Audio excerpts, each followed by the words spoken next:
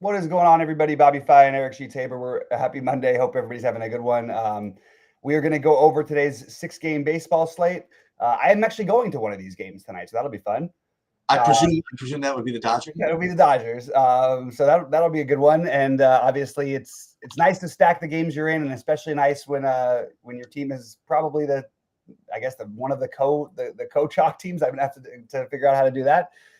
Golf for me I had a good showdown. I only played one showdown, which was Sunday, and I did very well because I literally forced in the Oberg and Fleetwood, which was just to try and get just get the builds a little bit different. And I think that Fleetwood and Oberg was the highest scoring player outside of Snedeker, I think.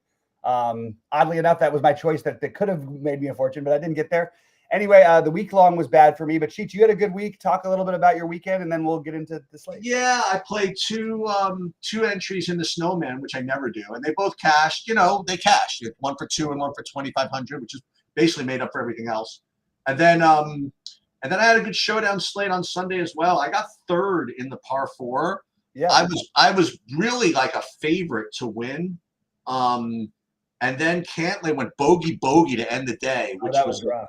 Which was a little annoying. But then it's so funny. Then I even to hang up a third. Like remember when Scheffler and Griffin both stuck it to like 12 feet for eagle on 15. Like they both missed it somehow. You know what I mean? Like if either one of them makes those, I probably drop to like 12th or something like that. Because I had neither of them. But yeah, and I also cashed in the signature hole showdown too. The showdown was nice for me as well. I mean, I had the Fleetwood, and even with that stupid double bogey, freaking so tilting on the par 3, whatever that was. Actually, not even, it was like a triple, right? He made a 6. Yeah. How do you make a 6? I know that was rough. Yeah. And he had a great day otherwise too. Like my big hero was freaking Maverick McNeely. Maverick McNeely freaking sticking it to like 1 foot from like 180. Pulling out from like one. Right. Yeah, he was awesome. Well, funny Mav McNeely story. So SaberSim, there was something wrong at about 9 p.m. I remember. They didn't have him in the slate, right? They didn't have an ownership projection on him. So when I ran everything, I got 100% of him every time. So this is a mistake. Well, not a mistake. It was only a mistake because he played well.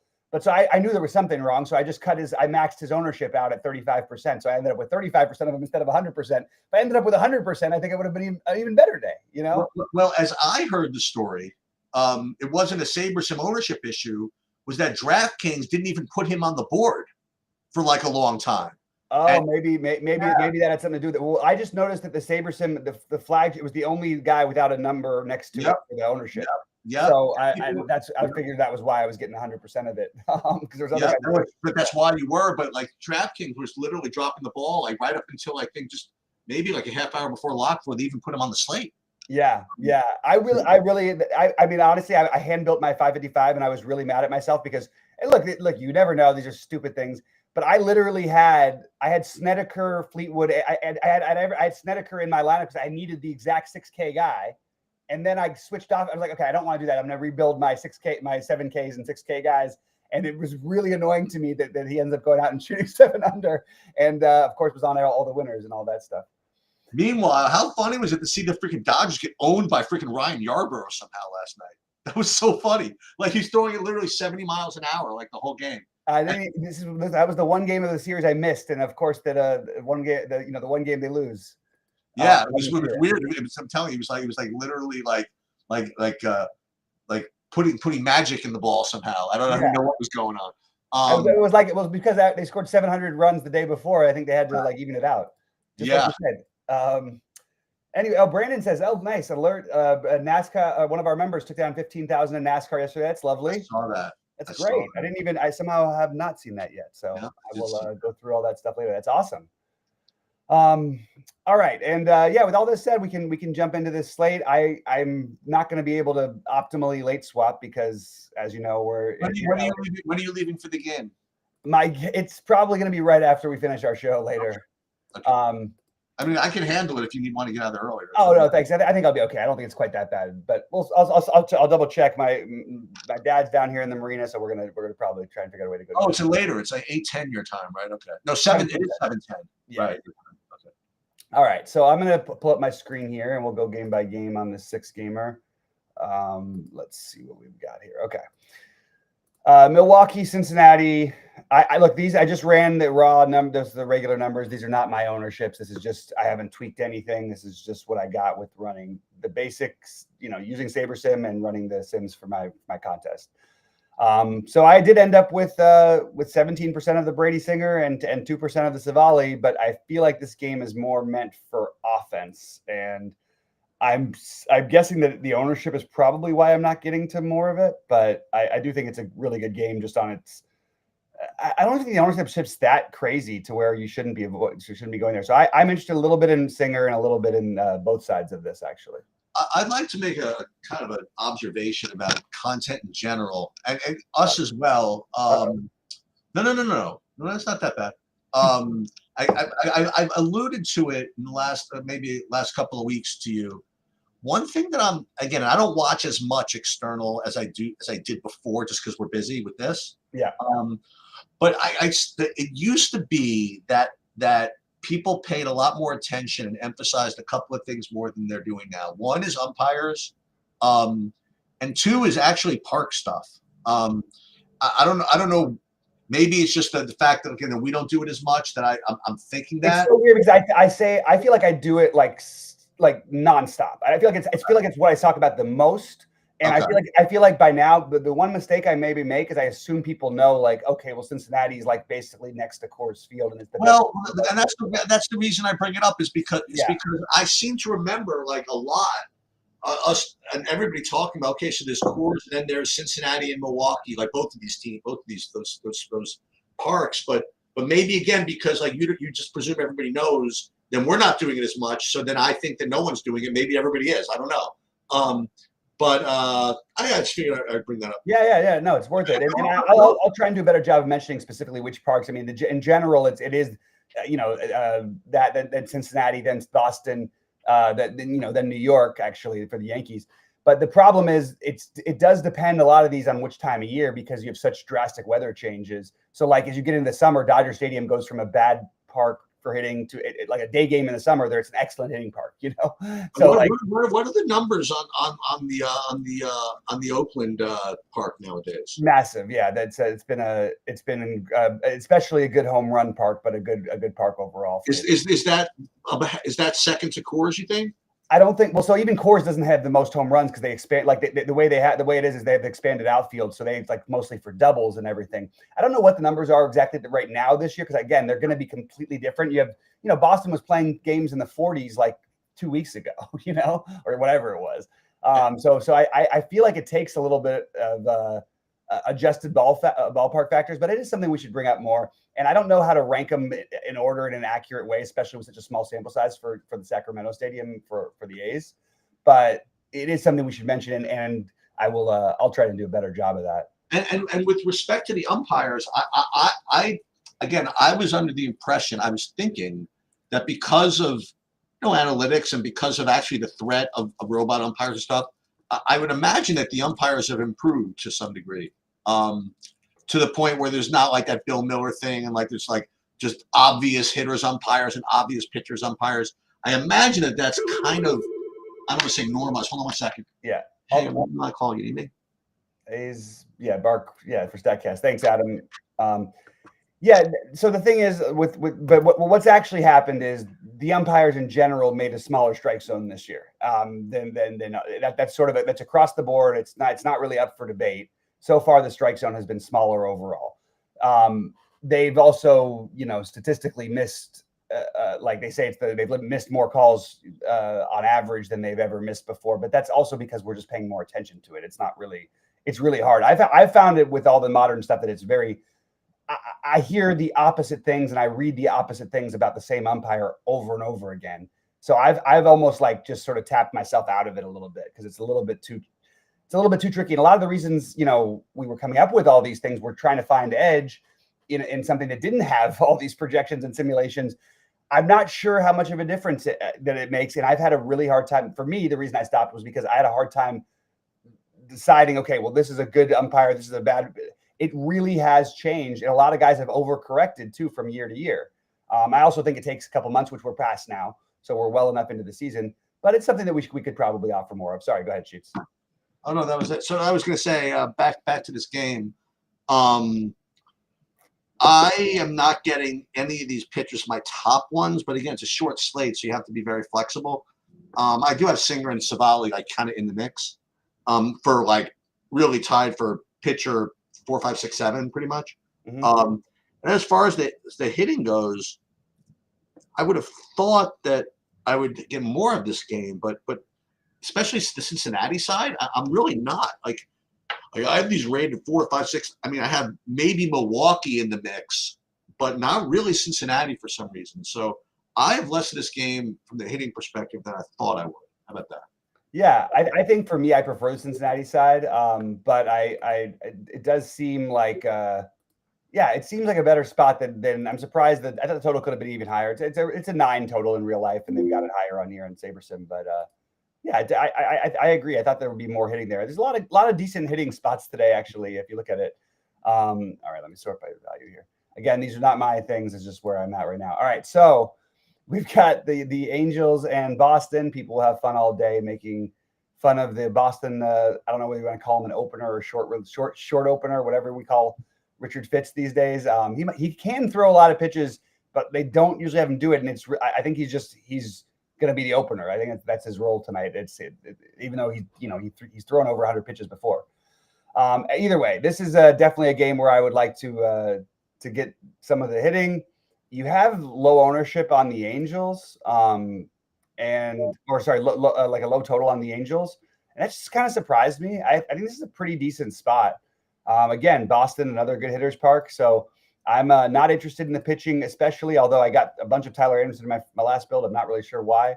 I'm going to obviously correct a lot of that. But he's actually been surprisingly better than you'd think. But I prefer the Angels side over Boston. Well, I can tell you why. I mean, you get the Tyler Anderson because I think Boston's projecting as the top stack. That's what it is.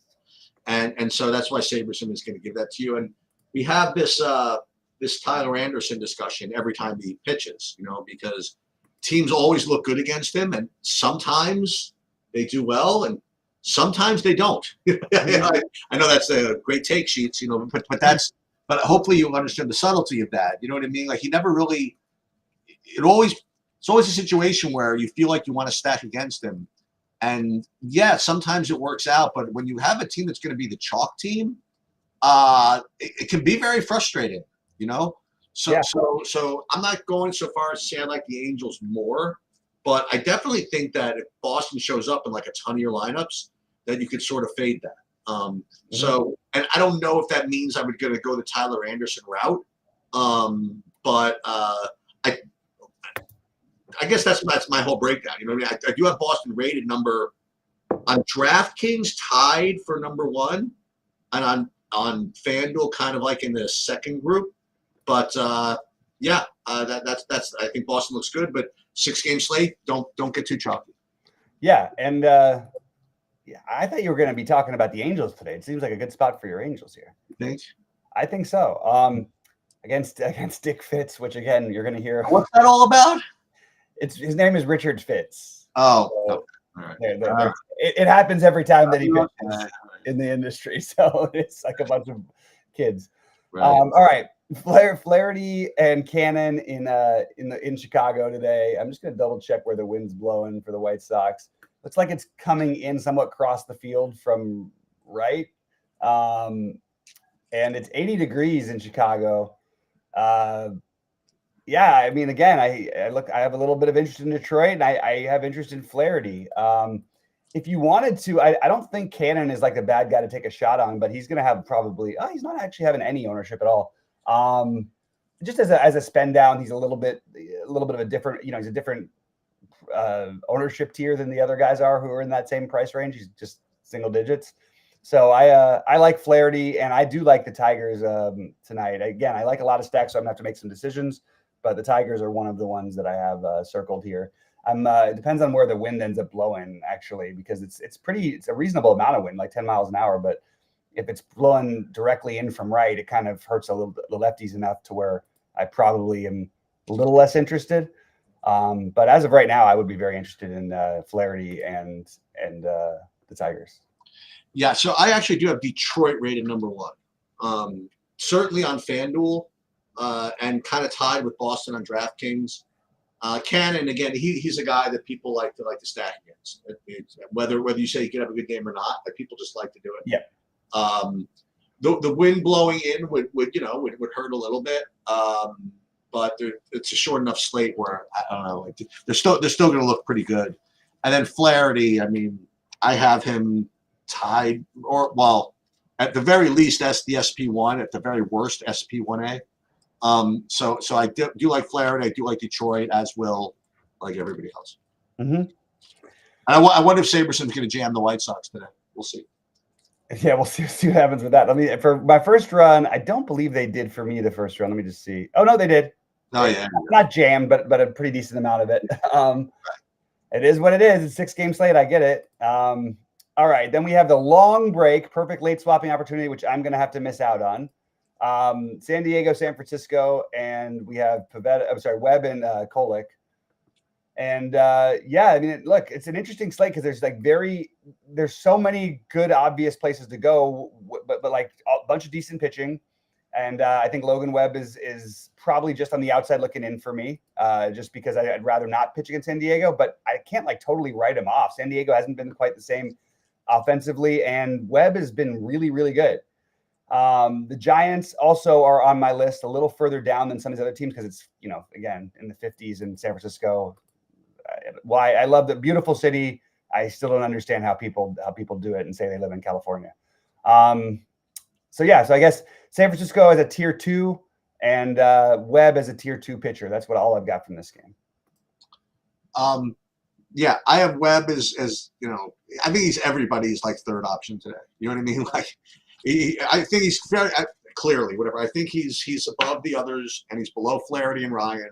And that's just where he is. As far as the hitting goes, I'm not really getting anything here, honestly. So for me, Webb's just going to have to show up in some lineups, and I'll probably be off the hitting action.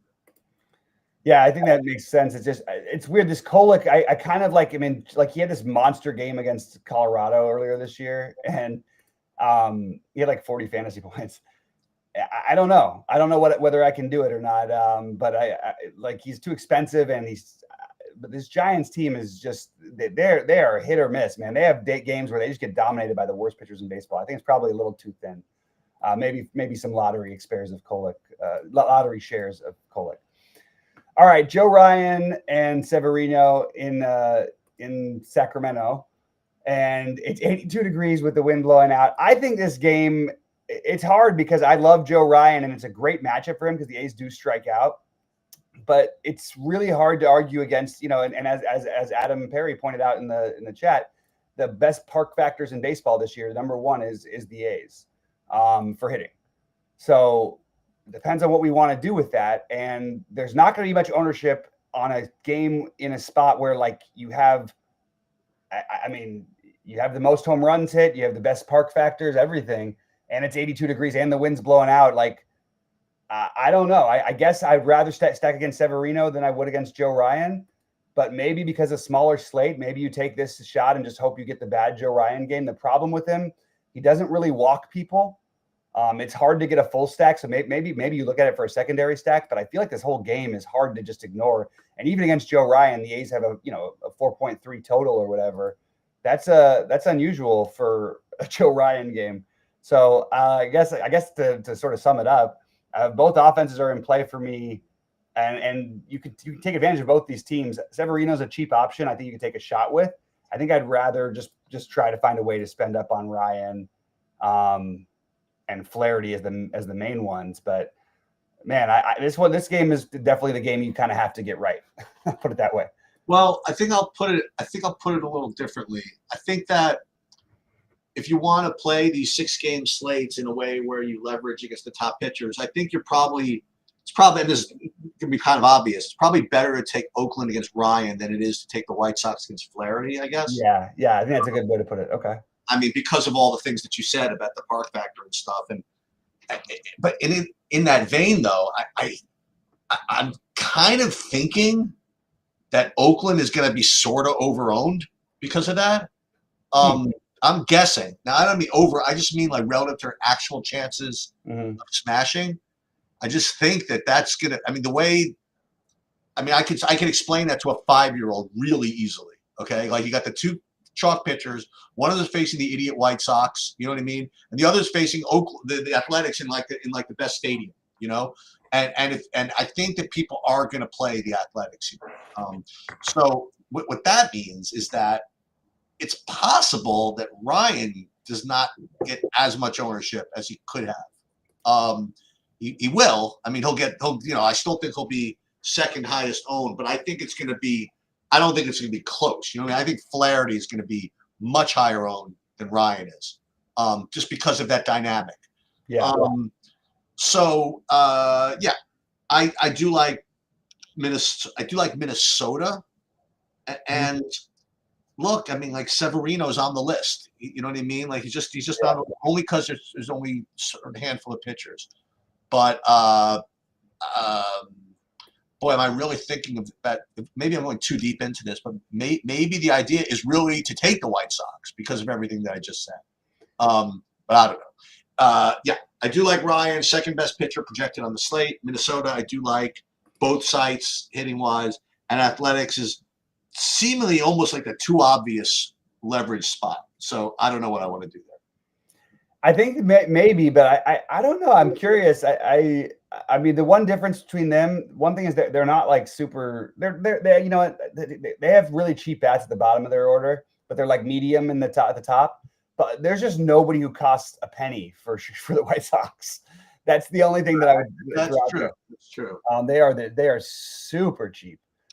And like I said, this is an interesting slate because I feel like every game has that. Okay, well, I like this team hitting and I like their pitcher. Like, I don't know how much I'm interested in May because I think there's always massive upside and he's starting to look better and better. Probably a shorter leash than other guys who want to play at this ownership. And these Mets are no fun. It is a little cooler tonight in LA for what it's worth. But it's really hard not to just look at this game and say, okay, well, I want a little bit of Dustin May. Maybe he's like SP 5 or 6 on this slate. Maybe, probably somewhere around there.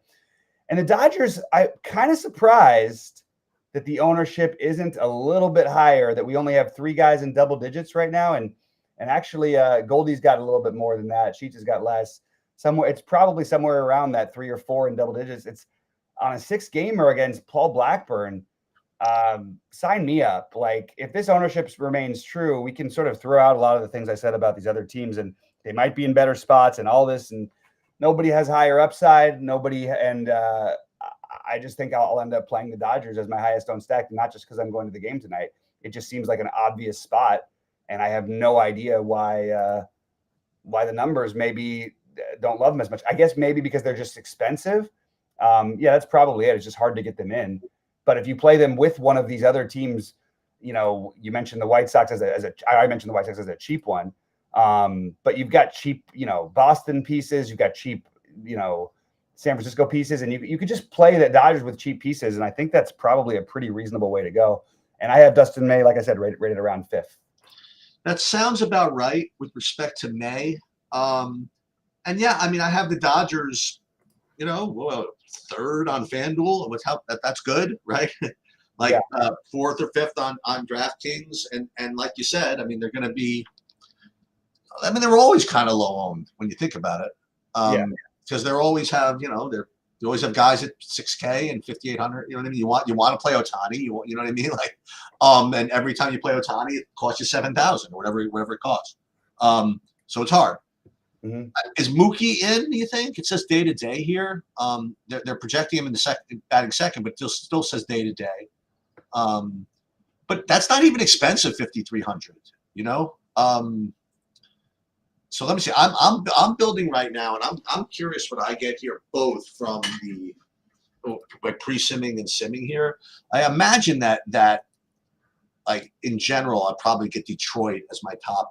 Yeah. So it looks as though pre-sim it's Detroit. Whoa, hold on, Detroit, and then see this one I'm kind of interested in. I kind of like this one. I think I'm getting a lot of the Mets actually. I think that's reasonable. Like I mean, like Dustin May, we've seen the blow up games. He definitely, and look, the Mets are tough, man. Like you can't mess around with this team because they are even with Juan Soto hitting like 50 as a whole, although he's had a couple of good games in a row. They just take so many pitches, and it's tough. It's not no picnic. So I don't mind the idea of getting to some of the Mets for sure. And it's an interesting team. And if they were a little cheaper, I would say that could be, if you're going to play the Dodgers, why not play them with the Mets?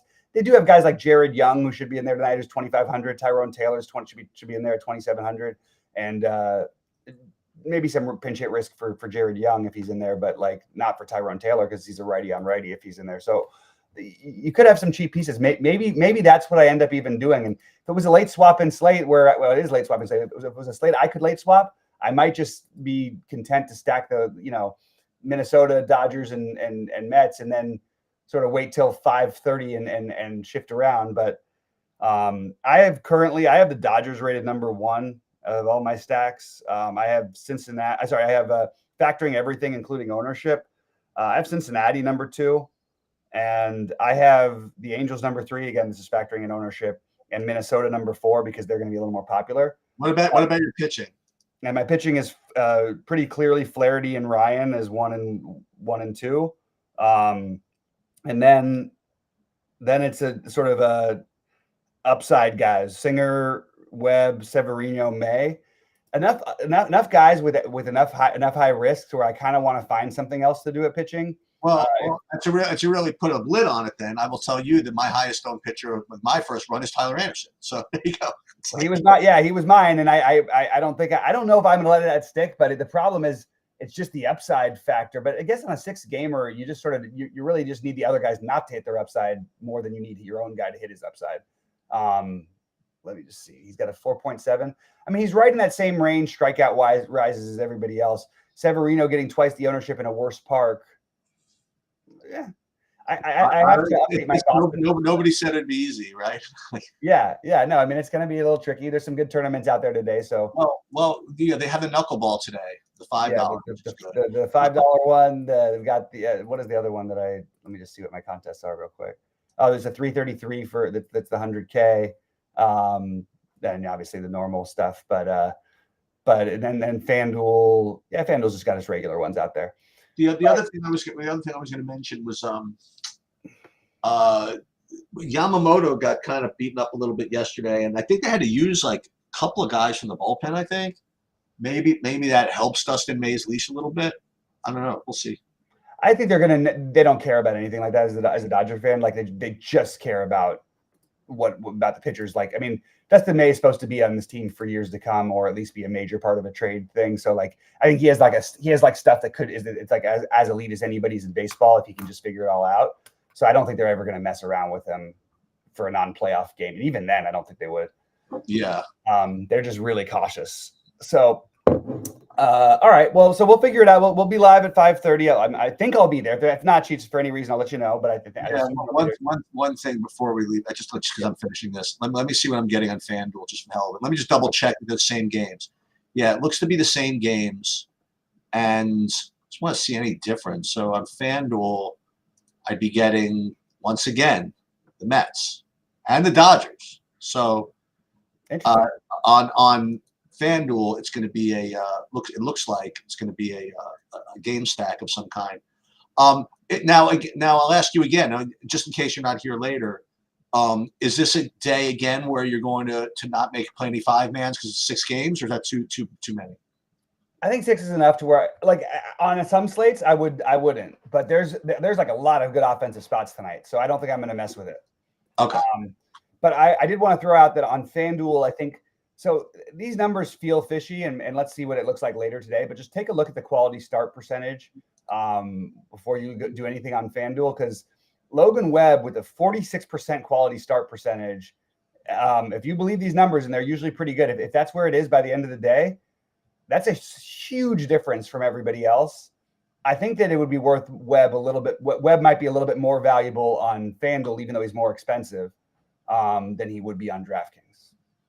Now, how much do you get, though? We're at 4 points, right? Yeah, but well, first of all, 4 is actually, people say this all the time, but 4 is a lot. Like, I mean, it's the same as a win. It's less than a win, though, right? I mean, like. Well, think about if you had a player that averaged 10 fantasy points a game or 6. 6, No, you're not a major leaguer. 10, you're an all-star. No, I get that. So it's a big difference. But also, I mean, look, let's see what's the win equity here for him. We can check that out too. He also has the second highest win equity, so it's kind of interesting. I don't know. Yeah. Then you get to 10 points, and 10 makes a difference. Like, which is also like, it is baked into his numbers a little bit, but you can see that his numbers are more in line with the top guys than they are on DraftKings, at least as far as I can see. Yeah. All right, guys, did want to remind everybody, check out the Pay Dirt tools. James has been loading videos up for members and everything like that. He's awesome stuff. Also, look, give us a chance. Brandon's got some hot NASCAR stuff going on. You got all of my exposures every day, all of Sheets projections, Goldie's projections, and everything, and some really, really competitive packages out there. So we would love to see you guys, and you're welcome to take a trial if you aren't able to pay for the whole thing right now. And also welcome any feedback, as Sheets mentioned. And we've gathered the feedback from last time Sheets mentioned that on the show, and we're getting it ready for our new. We're relaunching a new site very soon. Not a new site, the same site, but just a better version of it. Yeah, anyway, that's all. Sheets, anything else before we get out of here? No, we're good.